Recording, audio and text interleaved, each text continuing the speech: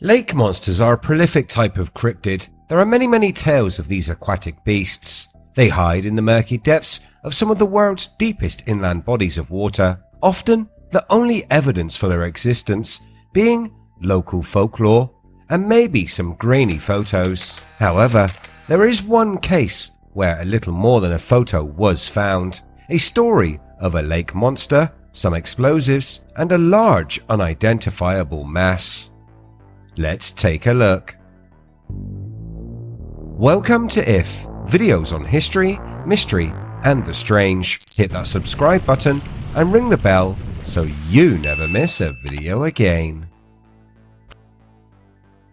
Located around 400 kilometers or 250 miles south of Moscow, Lake Brosno is a good-sized and surprisingly deep inland body of water. It has a reputation for being a creepy place, and adding to this feeling is a sunken church at one side near an island. The church was only found recently due to the difficulty in conducting underwater archaeological digs. This also means that it has so far proved impossible to date the building, and anyone who may have known about the church is now long gone. That's not the only thing hidden in the frigid water. Some say there is a bigger secret, a secret that comes in the form of a mysterious creature lurking in the depths. The Brosno Dragon, the story of a fierce aquatic beast hidden in the dark waters, has long persisted, and like many legends of river and lake monsters, stories have thrived and grown over the many years people have spoken of the animal. Like a lot of cryptids, the Brosno Dragon at first appears to have a wealth of information proving its existence.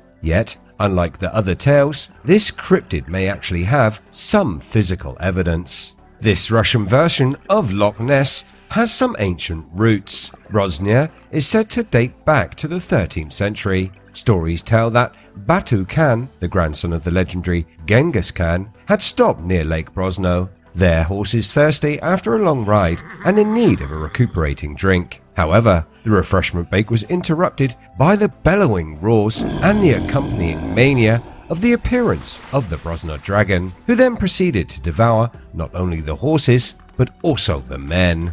Taking the dragon's attack as a bad sign, I don't know of any other way it could be interpreted, the Tatars decided to flee Novgorod and head home as fast as the remaining horses would carry them. Now, some claim that this tale is nothing more than myth, but stories about a monster in Lake Brosno abound and persist, essentially making Brosno Russia's answer to the many lake monsters reported across the planet. That being said, by the 19th century, sightings of the cryptid have become less fanciful, and rather than swallowing entire boats, horses and even islands, the Brosno Dragon has been seen and described surfacing in the evenings, but quickly submerges when people attempt to approach it. Brosno did return to form, albeit briefly, during the 1940s. This is when the lake monster was said to have swallowed an entire German airplane.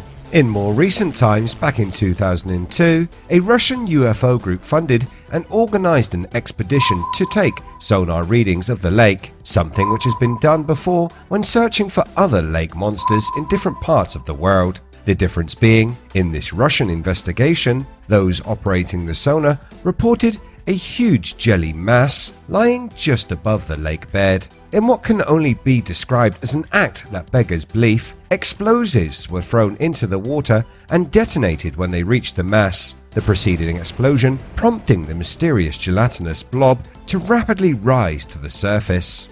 This blob remained unidentified, with some saying it was the remains of the dead Brosno Dragon, while others say it was nothing more than a mass of decaying biomatter that had collected in that part of the lake. Some say the animal still lives, and today, people local to the lake claim that the dragon is still capsizing boats and is the cause of many disappearances of people in the area. Periodically, the local newspaper, Karavam Ya, publishes reports on the legendary beast and still searches for an elusive photograph of the cryptid. So, if someone is fortunate enough to capture the beast on film, so to speak, what could they expect to see? The lake cryptid is described as looking like a dragon from medieval legend, a large-scale body that today scientific eyes would most liken to a living dinosaur. The idea that these lake monsters are long surviving dinosaurs has been a long-held belief of many. The problem I have with this is the temperatures. Lake Brosno is cold. I would say too cold for a reptilian creature to thrive. With that being said, the idea is plausible, in other parts of the world especially. Most recently, tourists claim to have captured the Mokele Membe on film, and that is a cryptid dinosaur that is said to inhabit the Congo, and I think is definitely out there waiting to be found. But let's not stray off track. If a large unknown animal is living in the lake would make for a nice ecosystem that could be capable of supporting a large beast. The lake has a number of species of fish.